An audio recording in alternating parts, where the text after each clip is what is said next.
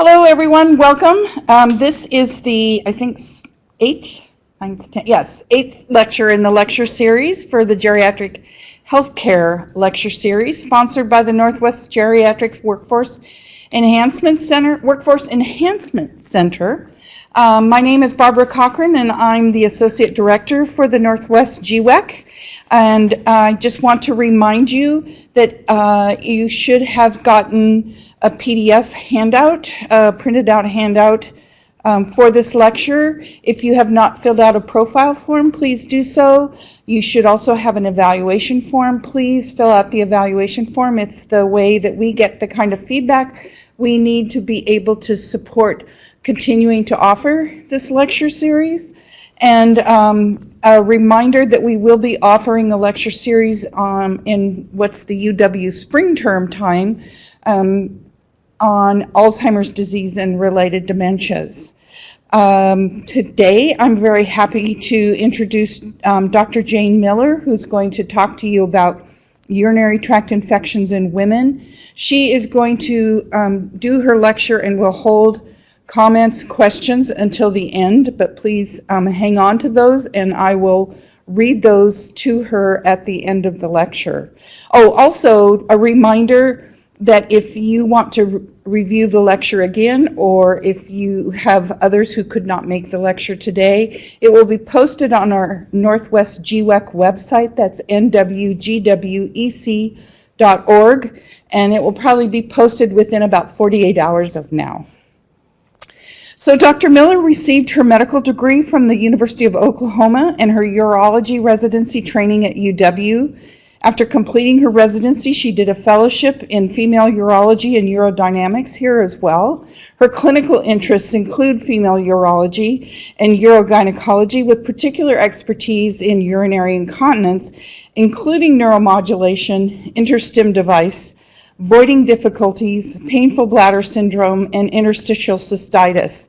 She believes excellent medical care is a partnership between physician and patient. That's something I can agree with. And educating her patients about their condition and treatment options so they can make appropriate decisions for themselves is very important to her. So I'd really like you to welcome Dr. Miller. She's an absolute expert on this topic. Thank you. Okay. All right. I only wore my white coat because I have no pockets, and I was told I needed pockets. So I've got lots of pockets now. So anyway, so I am going to be talking about geriatric urinary tract infections. And even though the focus is on women because they are clearly more common in women than men, most of these same principles can be applied to men, and I do reference that some as well.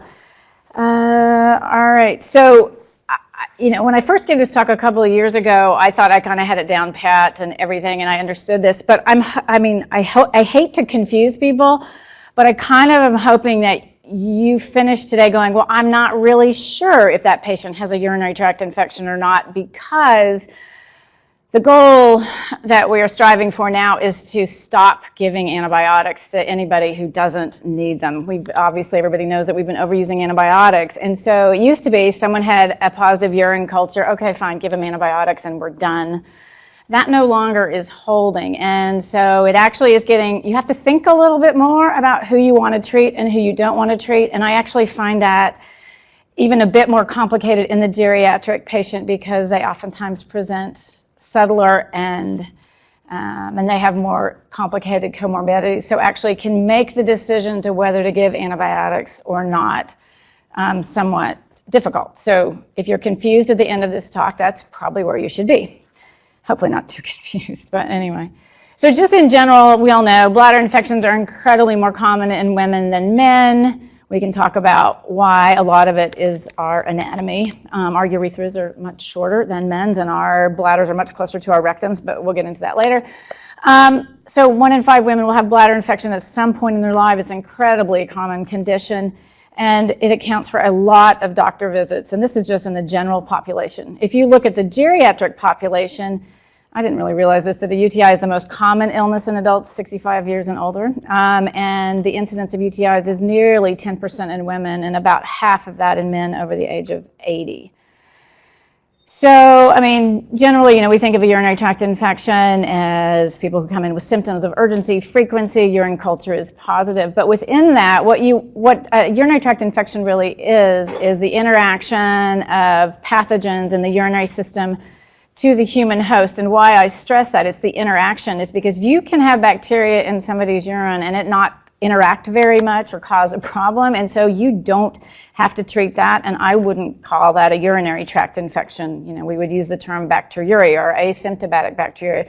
So when we talk about urinary tract infections, we're talking about a clinical scenario with a positive urine culture that you feel needs intervention with treatment, not just having bacteria in one's urine.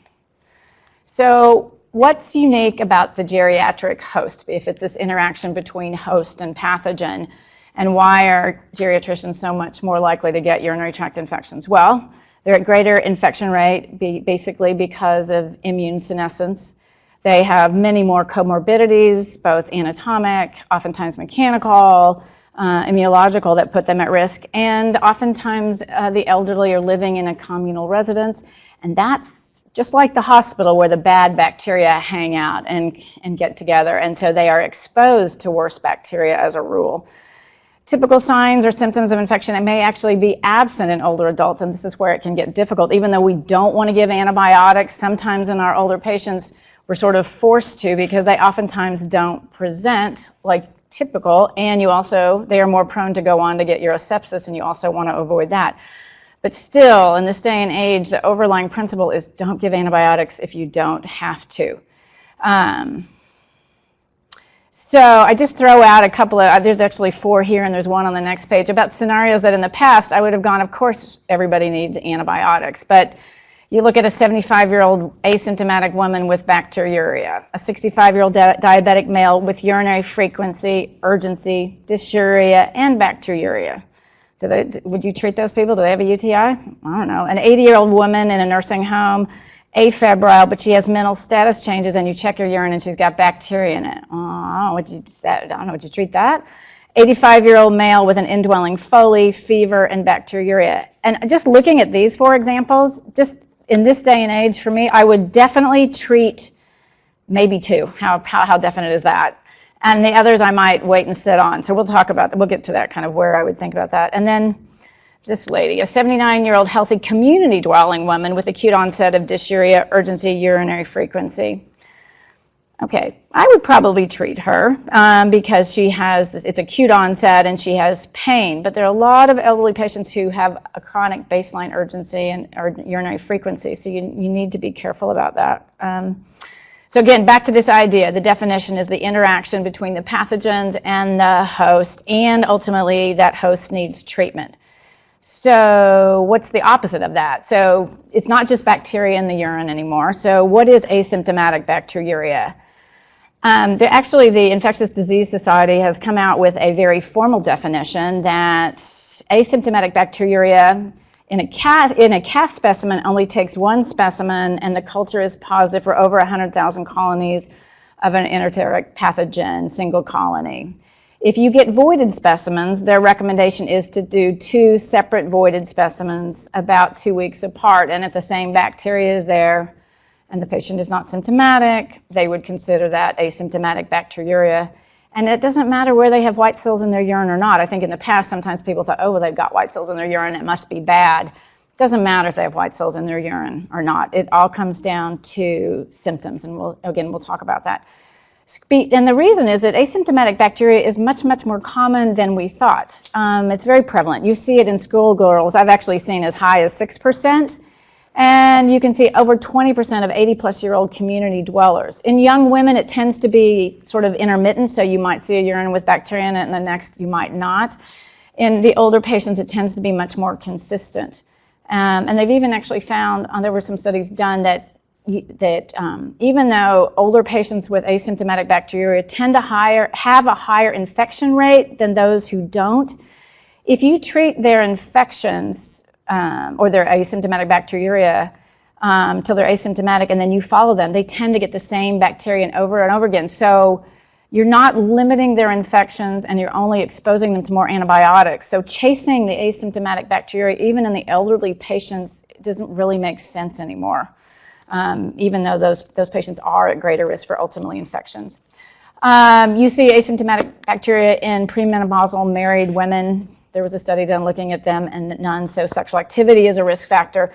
But pregnant versus non-pregnant women have the same rate of asymptomatic bacteriuria. The reason that always gets brought up is because pregnant women with asymptomatic bacteriuria are at greater risk for infection, and infection in pregnancy is a serious complication, can lead to premature labor. So the OBGYN docs are much more aggressive about treating those patients. That is one group of patients that has asymptomatic bacteria that is typically treated because of the complications. Diabetic women is very common, and in the old days, not that long ago, we used to be really aggressive about chasing diabetic patients with what was asymptomatic bacteria because we thought they were at increased risk. They are at some increased risk for infection, but again, they don't get any sicker, and treating that asymptomatic bacteria does not change their risk of UTIs, so you just keep chasing your tail. Anyway, and in men, I was taught that men's urine should be sterile, but actually you can see asymptomatic bacteriuria in men as well. So again, who to treat if you find asymptomatic bacteria? These would be pregnant women, patients undergoing urologic procedures, and those are procedures not just a simple catheterization, but those patients who are heading to the operating room where the mucosa may be interrupted, like with a bladder tumor resection or whatever that we recommend treating. And there's actually one other group that's recommended, not that it's going to be that applicable, but for renal transplant patients, the first 3 months after renal transplant, the recommendation is to treat their asymptomatic bacteriuria. But after that, not necessarily. And it's I put down there who not to treat, but it's really everybody else. You don't need to treat them, even though there are some patients that you think you should.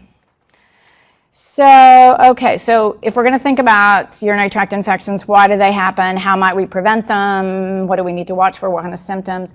It's kind of helpful to look at how we get urinary tract infections. Now, in the rare case, you can get a kidney infection from a blood-borne pathogen, like with an infected A-line or catheter. But generally, the bacteria you see in people's urine is an ascending infection. These bacteria live in the colon, and they work their way into the periurethral area, up the urethra, into the bladder. They then need to adhere to the bladder lining and then invade into the bladder, typically before they become symptomatic. And then from there, to cause kidney infections, they have to work their way all the way up the ureter. So actually, that's why kidney infections are less common than bladder infections, and because the bladder in itself is a defense and helps prevent kidney infections. The kidney itself has very few immunological defenses. The bladder actually has a local immunity, but the kidney, it's just like a sieve. So once the bacteria gets to the kidney, generally people get really sick because it's just a direct pathway to the bloodstream. So you also, the bacteria themselves have uropathogenic factors, and I'm not going to go into a great deal of this, but even within E. coli, which is the most common bacteria, there are characteristics of different E. coli that make them more uropathogenic or less uropathogenic. And those are things like pili, which allow them to hang on to the receptors in the bladder lining. They actually produce enzymes that can allow easier invasion into the bladder mucosa. And that we're all hearing about biofilms. I mean, there's certain bacteria that create these colonies in films that prevent access, well, are protective against antibiotics and make elimination much more difficult. So the bacteria themselves actually have their own factors, and I'm hoping someday in the future, and there is work going on now that you would actually kind of attack that end of things. There actually has been some studies in an attempt to colonize patients with less aggressive uropathogenic bacteria, like they found this bacteria that doesn't seem to bother people, and the thought was, oh, let's grow that and then we'll colonize people's urinary tract with it. It kind of worked, but not really. It was very difficult to get the bacteria to take in some of the study patients. So it's a great idea. Theoretically, it should work, but it's not a practical option at this point in time. But I will say, because I'm going to forget if I don't, there is a pilot study going on at Children's Hospital right now for kids who have recurrent urinary tract infections with these really multi-drug resistant bacteria. about doing fecal transplants. So the idea is, let's just get rid of the bad bacteria from their colon, let's give them some healthy bacteria and see what happens. And I think that's actually really exciting. I can see that happening in the elderly population. If they get, colonized with this really bad bacteria you just can't get rid of, just change their bacteria. Now that's the idea behind probiotics and the oral, the oral probiotic supplements. The data is just not there yet. It's really, there's no harm in it, and I actually suggest it to my patients, but at this point in time, there's been really great studies showing that if you take something orally, that you can actually get that bacteria to end up in your rectum or your vagina, where we want it to be. So anyway. So that kind of back to this idea of the geriatric bacterial resistance. Okay, so our poor host, who's already immunocompromised, is then in an environment where all the bad guys are. So I'm not obviously in the community, but in nursing home settings, antibiotics resistant is huge. And again, we're trying to limit this 50 to 70% exposure of antibiotics. This was an old study, but I still think it's a problem. So the bacteria have their factors that actually make them more aggressive or less aggressive. And so what as hosts do we have in defense of this? Well, there are physically mechanical issues like the urethral length. That's why a man has fewer infections than a woman. Their bladder's just further away. It takes longer for the bacteria to get there than in a woman. The other thing is actually there was a study done looking at, in women, the distance between the urethral meatus or opening and the anus. And there was a significant, it's teeny, it's like millimeters, but there was a significant difference in urinary tract infection rates in those women whose urethral meatus was like a millimeter closer to their anus. So there is some, but I'm not going to change the position of your urethra, don't worry about it. But no one's done that. But there are some truly anatomic and mechanical issues. And then particularly in the geriatric patients, we do think that bladder emptying is an important, it makes kind of sense, defense. If you're not getting your bladder empty, the bacteria has longer time to dwell and invade. And so efficient bladder emptying is also thought to be a mechanical issue and helpful in defending against bacteria. So the urine itself, it's a biochemical defense. The urine acid is high as a rule. That's why, when people have indwelling catheters and the bacteria present, it tends to be much more alkaline. And that actually is a better environment for bacteria and these biofilms and even some of the stones you see, affection stones you see associated with bacteria. It's very difficult to change someone's urine pH, but that is an option. And just the high osmolality of urine and the high urea content actually makes it more hostile for bacteria to live. Although if you've got the stomach, I'm thinking the bladder is not even close to the stomach and bacteria lives there. So anyway, but it is something. And then you have physiologic defenses. So as I said, the bladder does have its kind of own local immunity, somewhat like the gut. It's not really well understood, but it's clearly there. I'll get into a little bit more about how the estrogenized vagina plays a role here, but that's actually an incredibly important host defense for women, which becomes an issue in the geriatric population because of the atrophy we see. And there are also genetic defenses. I'm not going to go into a lot of, but there are clearly families that are more prone to urinary tract infections. And it has to do with the bacteria. Basically, they're better receptors for the bacteria pili to hang on to these people's perineum and bladder. There's also been recently some talk about some families, it's the interleukin 8 anyway, which actually facilitates neutrophils migrating, and so they have less of them, so they're less likely to fight infection. Anyway, there are genetic issues. So I do take a family history. Not that it changes anything, but basically at least, okay, you are going to be more prone, and this may be why. So estrogen in the vagina. So what does estrogen do? So premenopausal women, actually it's postmenopausal women, let's start there. Women who have vaginal atrophy are more prone to urinary tract infections, and that's been really well studied. And what estrogen does is it causes the vagina to be more acidic, which promotes an environment for a certain kind of lactobacillus. And if you take away the estrogen, the vagina becomes more basic. The lactobacillus can no longer colonize the vagina. And that lactobacillus actually has certain properties. It actually produces hydrogen peroxide, takes up room, so it acts like this biological barrier. But when the estrogen goes away, the lactobacillus goes away, and now the bacteria that have been in the perianal and rectal areas migrate forward and they colonize the vagina. But it doesn't cause symptoms. I mean, you don't have like an enteric vaginal infection. That's not what happens. But now they've colonized the vagina and the choroidal area, and it's just that much easier for the bacteria to get into the bladder. The distance is that much shorter. So estrogen plays a significant role, and there's really good data to support you can decrease. I never say eliminate because patients get mad at me, but you can decrease the rate of urinary tract infections in postmenopausal women by basically adding back vaginal estrogens. And it's actually not systemic estrogens. You want to use localized estrogen. Studies have shown that the systemic estrogens actually are not helpful in this case. So the other thing, I mean, estrogen does all this sort of stuff. The bladder has estrogen receptors. The estrogen causes the cells that line the urethra to mature like your skin and create this squamous epithelium, which it's flaky. So in women's bladders, you look in and you can see this area near the base of the bladder that has this squamous metaplasia. And so if the bacteria hangs onto those cells, in a sense, you can more likely urinate those out because the cells are flaky, just like your skin. And that's why you may see more infections in prepubescent girls, because they don't have the estrogen and you're not seeing that effect. So, okay, so back to our geriatricians. So many of them don't empty their bladder well. That can be simply a result of aging. You see detrusor failure. The bladder muscle doesn't work as well, so they don't empty as well. In patients with diabetes, their bladder gets overdistended. Again, they don't empty as well. You have men with prostatic hypertrophy, so that basically have some outlet obstruction, and so they're not emptying well. So all those things can happen. The other thing is in women, you can have pelvic prolapse or a cystocele, where the bladder position is in such a manner that it's difficult for them to completely empty their bladder.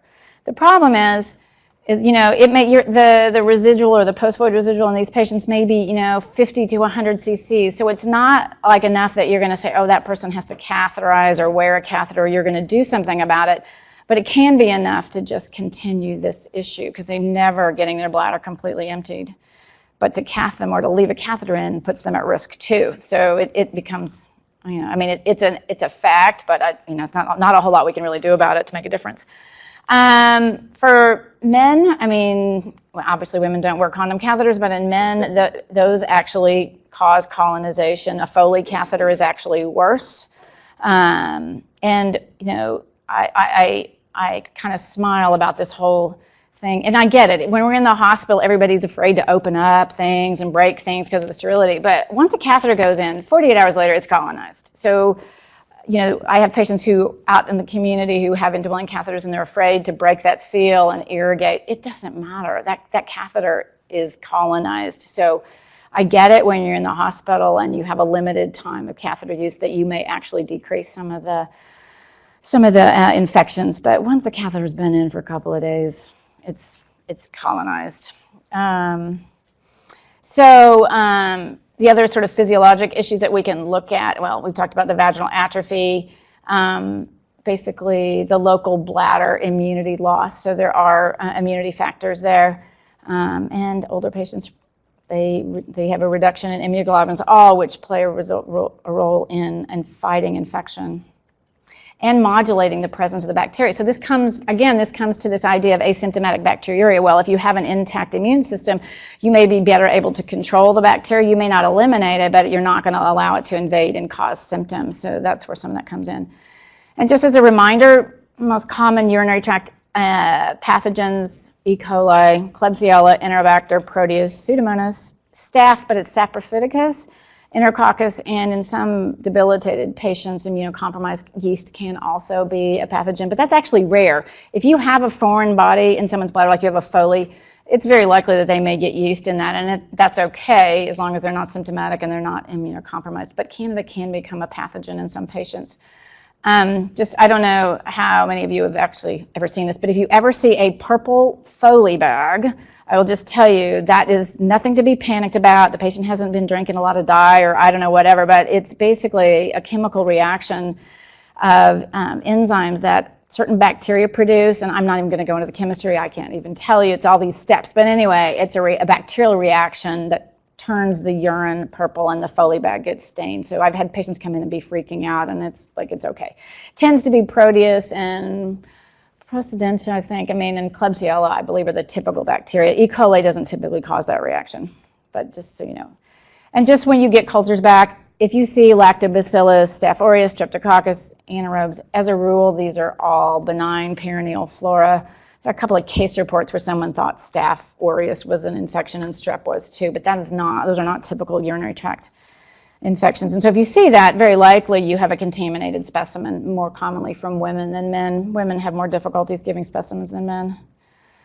Okay, so what am I now calling a urinary tract infection? Well, if it's not just bacteria in the urine. So patients, again, and you have to take this with a grain of salt when you're talking about geriatricians, but the most common presentation is a rather abrupt onset of urinary frequency, urgency, dysuria. You may see hematuria, and again, that always worries people, but to be honest with you, that doesn't mean that infection is any worse than any of the others. It's actually an immune response from the bladder. The bladder responds so aggressively to the bacteria that it sheds its lining, and if you look in their bladders, it looks like hamburger meat. It's like, whoa, and you think it's terrible, but it actually has no reflection on the seriousness of the infection. It's more the host's response. The only problem is sometimes if they get enough clot that they're having troubles urinating, that becomes an issue. Malodorous urine and suprapubic pain. But I like this picture because I have never seen anybody walk into my office like they're having a heart attack in their bladder. I've never seen anybody grab their lower. I was like, oh my God. So I guess you could, I don't know, I just thought it was a weird picture. I was like, what? But then I thought, how would you visually, I don't know how you'd project a urinary tract infection. And patients walk in, maybe running to the bathroom would be a better picture. But anyway, but it looks like they're getting ready to vomit or I don't know, whatever. Anyway, emesis is not typically a symptom of bladder infection, maybe kidney infection. So I use the term urinary tract infection, and the vast majority of the time, because it's more common, we're talking about bladder infections, but urinary tract infection is really the more general term, and underneath that you have bladder infections and you have kidney infections. All are urinary tract infections. And even within those categories, you have what you would consider an uncomplicated or simple urinary tract infection, and then you have those that are considered complicated. And the reason I differentiate between those two is because complicated UTIs, patients tend to get sicker. You need longer antibiotics. So you need to think about that. So the definition of an uncomplicated urinary tract infection is a healthy adult, not pregnant, and has a normal urinary tract. And I always think that's interesting. Like, if you haven't done any imaging, how do you know someone has a normal urinary tract? Well, if they've not had any surgery, they've made it to be the age of 40, probably not, and you're not getting any history, because actually imaging is not recommended as a rule in patients, and we'll get into that. A complicated urinary tract infection is somebody with a catheter, renal transplant makes sense, urologic or known urologic abnormality, and someone with diabetes can all be considered more complicated. So basically the symptoms of a bladder infection we just went over. If they have a kidney infection, oftentimes they will start with bladder symptoms, but there will be patients who never get bladder symptoms, and you think, really? And they don't. And that can be in your older patient, because basically if they have a sensory neuropathy, they may not feel this. Also, sometimes with really aggressive bacteria, it just kind of skips the bladder and just charges up the ureter. There is a condition known as vesicoureteral reflux, where there is an abnormality at the valve between the bladder and the ureter. Normally when the urine comes into the bladder, it stays in the bladder, but if there's a defect in this little valve, urine from the bladder can go back up to the kidney, and if it's infected, it can just take that bacteria right up to the kidney.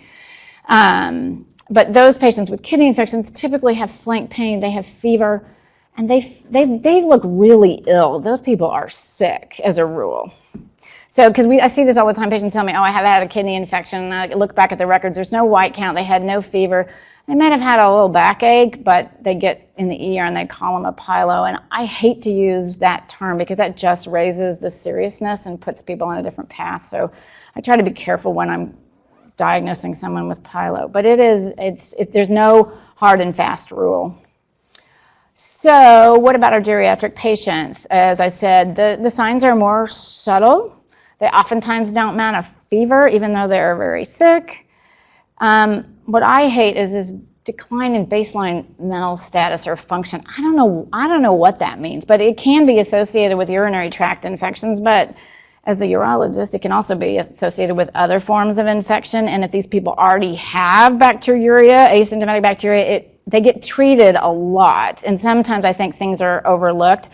But just like the pediatric patient, who comes in screaming about their ear, but really their fever is from their kidney infection, they still get treated, but they get blamed. And so I think you have to be a little careful about always blaming, mental status changes on bacteria in that patient's urine. And I would suggest perhaps if it keeps happening, maybe check a urine when their mental status is okay. And if they still have bacteria, then you need to maybe look for something else. But you're going to treat them with antibiotics, and if they had some low-grade, pneumonia, they'll get better anyway.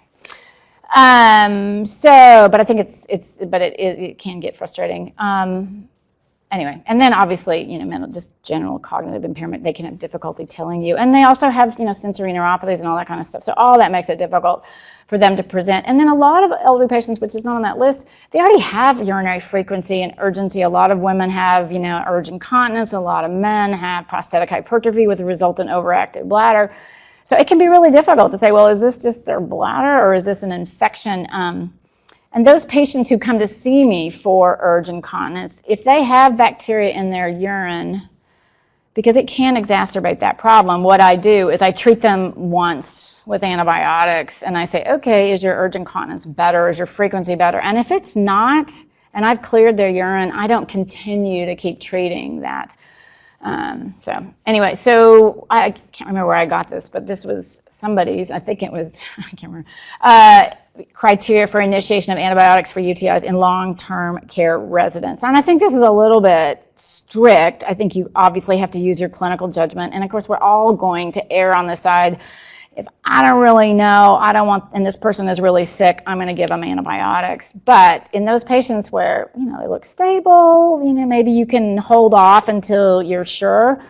But if somebody with a catheter presents with fever, new flank pain, obviously fevers, chills, and new onset delirium with bacteria in their urine, it'd be reasonable to at least start that, and then can go with the workup. Because we also know in the elderly patients, the sooner they get on appropriate antibiotics, the less likely you're going to end up with urosepsis. So.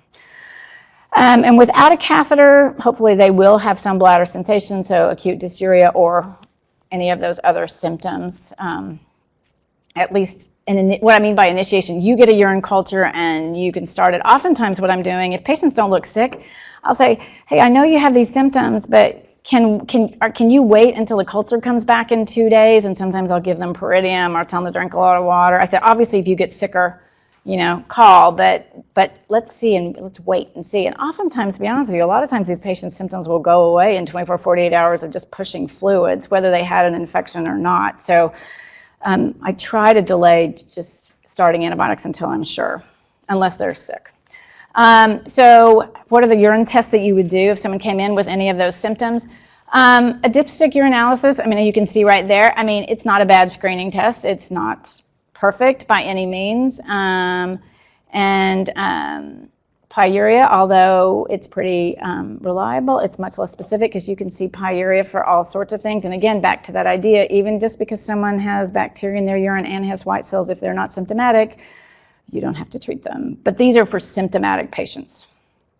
And there's this, I probably not teaching this anymore, but when I was going through school, it was like, oh, you didn't have a urinary tract infection unless you had 100,000 colonies. Well, in a healthy, normal patient, if they have pyuria, they have dysuria, any single organism, almost any amount is worth treating, and that's considered an infection for those patients. But the interesting thing is, I didn't realize this either until I was doing this, that the elderly patients often have a lower colony count, which I didn't really realize. I don't know that I've seen that particularly in my practice, but that's what's out there. And so you see this patient, they're not sick enough to start on antibiotics, but they've got red cells, white cells, they have some urinary tract discomfort. Should you think about anything else while you're waiting for the culture? This is a list of things that can present in a similar manner. So just to kind of keep those in mind. And the last one, bladder cancer, it would be really rare for someone with bladder cancer to present with those symptoms. So I don't want you to freak out or worry that you're missing bladder cancer. Generally, bladder cancer presents with asymptomatic gross hematuria. But it can. There is a form called carcinoma in situ that can present with sort of irritative symptoms. So it has to be on the list. And I just put this in there because we've had so many slides of just words that I had a patient who came in with frequency, urgency, a little hematuria, a little pyuria. And if you look, oh, I guess I do need the arrow. But anyway, down at the bottom where the bladder is. Wait, let's see, can I do this? I don't know that I can. Can I grab the arrow? Oh, I grab it. There we go. Good. Okay, so this is a CT scan without contrast. So here is the bladder, and then you see this little thing right there, and that is a stone, but you don't know exactly. I mean, it looks like it's in the bladder. So we did that, and then we gave for contrast, and you go, oh, okay. So then you have, these are the ureters. This is the bladder, and then you still see that stone, but it's like in this little like capsule there. Well, she had this thing called the ureterocele. It was an abnormality of her distal ureter, and it was a little dilated, so it trapped urine, and so sediment collected. It formed a stone, and that stone was trapped. It couldn't go out, but it didn't cause her pain because the kidney was still draining, so it just rubbed on her bladder all the time. So you sometimes find interesting things, and that's a bladder stone. So if you can think about that, that looks like really uncomfortable to be sitting there rubbing on your bladder, and it is. Oh, and that was a gentleman who, about 5 years before he saw me, placed a mascara wand in his bladder. And I don't know what he was thinking, like it would just go away or something, I don't know, but it ended up forming a very big stone, and he presented similarly. Anyway. We can move on to that. Anyway, it has nothing to do with UTIs, it's just sort of an interesting picture. So the question is, and these patients, so you've taken a history, you've done a urinalysis. I always recommend doing either a pelvic exam in a woman or a rectal exam in men. In men, you're looking for, obviously, prostatic enlargement. In women, on a vaginal exam, you're looking for prolapse, you're looking for atrophy. You can feel the urethra and feel the bladder. You might feel a mass. I mean, in young women, which isn't this topic, I've even discovered like vaginal septums. Anyway, I get it. It's not top on your list, but if you have the time and you have the means, you may find something on pelvic exam. You're also looking, I said for prolapse or cystocele, so an exam. But other than exam history and the urinalysis and urine culture, imaging really is not indicated except in very specific situations, even in the elderly. But if they have flank pain and fever, it's reasonable. If they have those kinds of symptoms 5 days prior to treatment, or what I tell patients, if someone's sick enough with a urinary tract infection that they need to be hospitalized, you should consider imaging them, because if you have a stone in the face of an infected kidney, I mean, that's an emergency. People can die from that. So you want to be really cautious about that. The other thing, in the elderly, you should consider getting a post-void residual, because the rate of voiding dysfunction is so high in this group of patients. You want to check. We just had a patient come into clinic, wasn't complaining about much of anything, and he had 1,500 cc's in his bladder. He voided like 500, and we scanned him, and he still had a liter. Anyway, so oftentimes patients have no clue, especially the men. Anyway, no, I'm kidding. Women do too. For some, and I'm saying just ignore it or whatever. But anyway, so in that patient population with a higher risk, it's reasonable, and that can be done with a bladder scan, or you can do a catheter. I know nobody likes to do that, but anyway.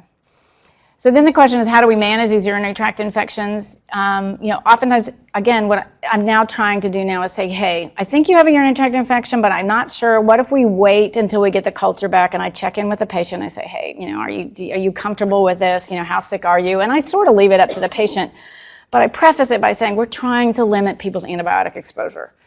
If you think someone's symptomatic enough or sick enough, and you think it's a bladder infection, then the recommendation, I think it's on the next slide, is either to empirically use macrodantin, macrobid, nitrofurantoin, those are all the same drug, or fosfomycin, because they are very specific to the urinary tract, and the rates of resistance are really, really low.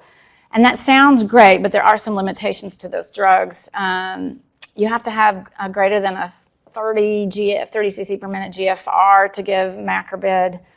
And fosfomycin is just hard to get. We have it here at the U. Insurance companies don't like to pay for it, and it's kind of a weird drug. You take a dose every 3 days. It comes in this little sachet, and you mix it in water, and you drink it.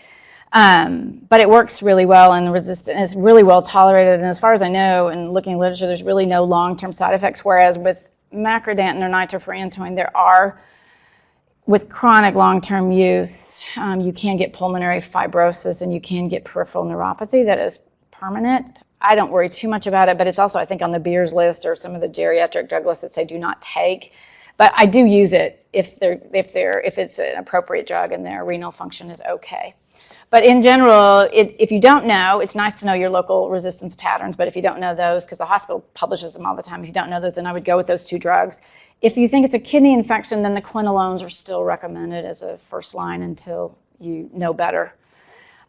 Generally, in young, healthy women, 3 days is typical. Some patients are treated in 1, sometimes it takes 5, but on average, most patients do well with 3 days. But in the elderly patient, you tend to need to give a bit longer treatment on the longer end of the recommended dose. And if it's kidney infection, I mean, obviously you're gonna treat longer. Let's see. Oh yeah, there's that slide. And so fosfomycin, I think the brand name is like Monuril or something. Anyway. So again, with the geriatricians, you want to treat longer, on the longer end of things, closer to like 6 days rather than 3 days. And in men, oftentimes because they do have some emptying issues, and they may have prosthetic involvement, I would probably treat closer to a week for just bladder infections. Anyway, I think there's really nothing. Oh, that's what I was talking about. So if you think someone is really sick and as a geriatrician, there actually have been studies that show that you want to start with a broader antibiotic than you might for a younger person because the sooner you start the right antibiotic, they're going to do better, and they're going to prevent more mortality from urosepsis. So so anyway, you just cover all your bases. If someone's sick enough to be in the hospital and it's a urinary tract infection in an older patient, just use the big guns. You might be able to be more selective in a younger person, but then most of the younger people aren't going to be admitted because they don't need to be admitted. So what about prevention? And this works for all ages. And I know I put spermicides down and people may be going, really? I have actually now learned that 80-year-old women have sex. And so I had a woman who I went through this whole big thing. She was 82 years old. This was years ago because I have learned. But just as we were walking out the door, she goes, "You don't think this infection has anything to do with my new sex partner?" And I was like, "Oh, okay. Yeah, probably." I have learned. I did not take that history. So even in your older patients, you do need to think about possible association of UTIs with sexual activity. Obviously they're not going to be needing birth control, but in your younger patients, you want to avoid spermicides because those put people, basically what spermicides do is they kill the good bacteria from the vagina, so you're sort of stuck there. The data for voiding to completion, well, there's something there. And then definitely for menopausal women, vaginal estrogens have been shown to be effective for the reasons I stated. Again, just don't set yourself up for failure by saying, "Oh, you'll never get another infection again." They're going to get another infection, but the goal is to decrease the rate of infections. Nobody likes the recommendation of no or less sex, but that is for a lot of people their trigger. The whole thing, we talked about probiotics being a maybe, and I think some of that is just there's just not any good long-term studies yet. Cranberry juice and supplements is all over the board. I think some people thought the final say was a JAMA article that was published in 2016, but it was actually not a great study, I don't think. And even though it didn't prove that nursing home residents who were giving cranberry supplements, and they compared that to a placebo group, had fewer infections, but if you looked at it, there was less antibiotic use in the group on the cranberry supplements, and I think there were less. There was one other thing that wasn't like clearly there were fewer infections, but there were some good things about it. So I tell patients, if you want to try it, try it. It's not going to hurt anything. It is your money. And there's theoretical data to support this. There's a tannin in cranberry that actually inhibits E. coli, at least in the lab, from adhering to bacterial cells. So it makes sense. There is a product called Illura, and I have no I have no connection to the company, that they say they have the highest concentration of this particular tannin in their product, and you can get that over the counter and online. I mean, so if patients want to spend their money, I know Costco has big bottles of cranberry tablets.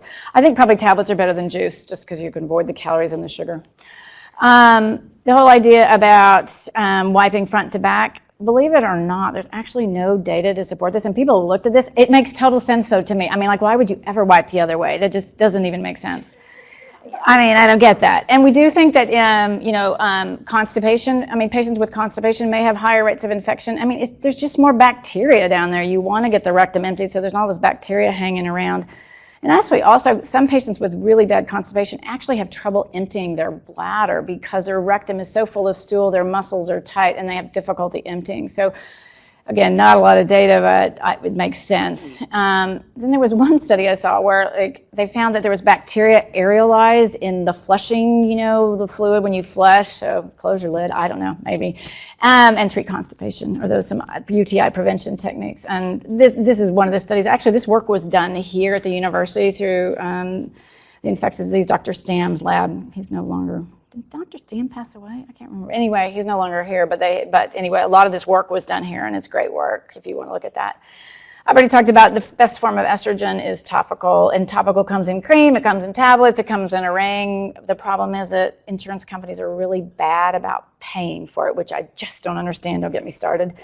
You can compound it, but I don't have any data, so I don't really know how to tell people to compound this stuff, but it's cheaper. And then in the geriatric population, again, I mean, because a lot of these people have troubles emptying their bladders, obviously if you can get rid of a catheter, get rid of it. Clean intermittent castration is better, but it's not perfect. And then I get asked all the time, I have this patient with a urethral catheter, why don't you move it to the suprapubic site and they'll have fewer infections? There's no data to support that either. I mean, I get it. I get why it kind of makes sense. It's just further away, but it's still an external tube to the outside. So they still get infections. So it has not been shown to decrease the rate of infections. I mean, some patients, it's so bad, they go on to actually having an ileal conduit where we actually get rid of the catheters and we bypass their bladder and they have like an ostomy bag for their urine. I mean, that's very aggressive. It's a big surgery, but sometimes the foreign body is bad. So back to our questions. Geriatric patient, UTI or not? So 75-year-old asymptomatic woman with bacteriuria, well, no, of course not. You're not going to treat that. 65-year-old diabetic male with urinary frequency, urgency, dysuria, and bacteriuria? Well, maybe, but maybe he has a prostate issue, drank some coffee, things are burning a little bit, I don't know. I mean, he'd be somebody I'd get a culture on and I'd say, hey, can you wait till I get the culture back before I jump to treat him?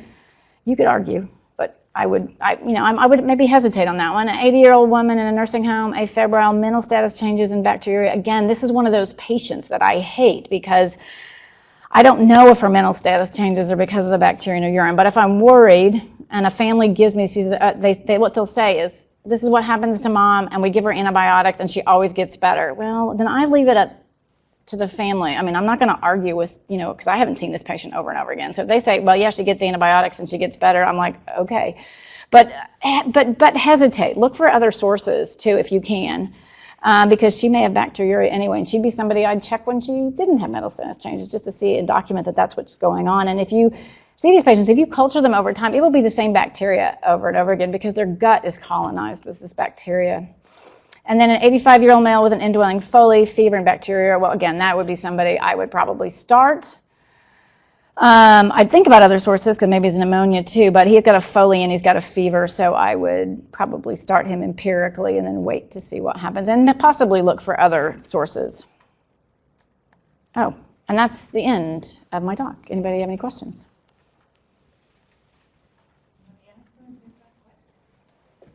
Do you have questions in the audience while they're being prepared? Oh, yes.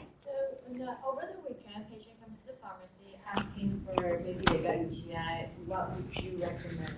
Like fluoridine, just to kind of. Oh, you mean like they haven't seen the doctor? Oh, wait. The question is, a patient comes to the pharmacist and sort of says, hey, I got these symptoms. What can I do for it? As long as they're not, sick, I would say, yeah, I'd say drink a lot of water. Azo is fine. See if that will treat their symptoms. If they obviously get worse, then I would say, hey, you need to go see somebody and get a urine culture. But otherwise, yeah, no, I think that's fine. Pyridium or Azo. There's no, as far as I know, there's no real antiseptic or any, there's no antibiotic that's sold over the counter. But yeah, no, that's totally reasonable. And cranberry's never been proven to treat a urinary tract infection. It's more prevention. So yeah, I would just say drink a lot of water. Try the Azo to help the symptoms and see if it goes away. I will say there was one German study done using ibuprofen, and they compared it, ibuprofen to antibiotic in patients truly with urinary tract infection. And initially there was a lot of chatter about this, and the study would show that the ibuprofen actually did as well or better than the antibiotic group. It has subsequently been repeated, and the results were not so clear. So ibuprofen too, I guess. But I can't say it's going to go away. Okay, so we have a question from Fairbanks. They say any increased risk for getting non-typical flora, for example, Staph aureus, with INO-cath, patient with neurogenic bladder, or viscoscopy type procedures without biopsies. Oh, cystoscopy without. So I think the question is in intermittent cath or with a cystoscopy, which is simply a diagnostic test where we place a scope through the urethra and look in the bladder, and they're saying specifically without biopsy. Mm-hmm. Are those patients at greater risk for getting an atypical urinary tract infection? And no, because the bacteria is still whatever has been colonized around the introital tissue, and you're just dragging it in with those scopes. But no, it's whatever's no. Because E. coli is still the most common bacteria that colonizes the introitus and the meatus and of the urethra. So no. Question about baking soda. I know there is an issue with taste, but do you think it might help with prevention? The only kind of information I have about baking soda is that some patients who have painful bladder syndrome or interstitial cystitis, and those are non-bacterial bladder conditions, find that if they put like a teaspoon or it's a tablespoon and 8 ounces of water, making kind of this alkaline solution, that there's some patients who think it makes their bladder symptoms better. And there's actually a product called Coffee Tamer and Pre-Leaf that do kind of the same thing. So in patients who have sort of an irritable bladder, painful bladder, that they kind of can help supposedly take some of the acid away and eliminate some of the symptoms. But as far as infections goes, I would say no. And actually, it's still hard to change the urine pH. So if we think an acidic urine is better to keep bacteria away, then theoretically you might be making the urine more alkaline, and that would not be a good thing. But it's not going to hurt anything. I just don't think it's going to help. Is orange juice another juice to drink to change the pH in urine? Any thoughts? Well, there's a drug called methenamine. It's an old drug, and it actually, in an acidic urine environment, actually turns into formaldehyde. Not that your urine smells like formaldehyde, but it has been used for UTI prevention because it sort of pickles the bacteria. It doesn't work as well as antibiotic suppression, but it works better than nothing. And so the idea about like orange juice and vitamin C, there's this whole idea that you could make the urine more acidic, maybe you would have fewer infections. So what was my point? I've had patients try to drink orange juice instead of taking vitamin C with their methenamine. It's really hard to change the urine pH with a glass of orange juice. I just don't think you can do it. And it also, for some patients, it's acidic. It may actually irritate the bladder more. So not that it's going to make their infection worse, but their symptoms might get worse. That's the same thing with cranberry juice too. It's really acidic as well. So no, I don't think so. There's no data. It can help with kidney stones. Oh. Lemon to the citric acid and lemon and orange stuff. Yeah. Some homeopathic people tell others to take cream of tartar to change pH. I would believe that, but they would tell people, but I've never seen. I think you'd have to just eat buttloads of it. I don't think. The other thing that I didn't talk about is there is a product that the naturopaths use a lot. It's called D-mannose. You can get it in naturopathic stores and that kind of stuff. And the idea behind that and preventing infections is apparently it's kind of an inert sugar, and It gets in the urine, and it's somewhat in the same configuration as the receptor that E. coli grabs onto on your bladder. So the idea is that the bacteria will grab onto the D. manus in the urine and won't invade the bladder. Again, studies are small, not great, but again, it's not going to hurt anything. So patients come and ask me all the time. I'm like, well, if you follow the directions on the bottle, and if you want to try it, fine. There's just not theoretically it makes sense, but there's just not a lot of data to support it. Okay, let's see. I have been instructed by a provider that cranberry does not work by changing the pH, but rather by increasing viscosity so that the bacteria cannot adhere to the bladder wall, but allows it to slide through with the urine. It does. No, I agree. It does not change the pH. And again, it's this idea, and I wish I could, I'm losing it.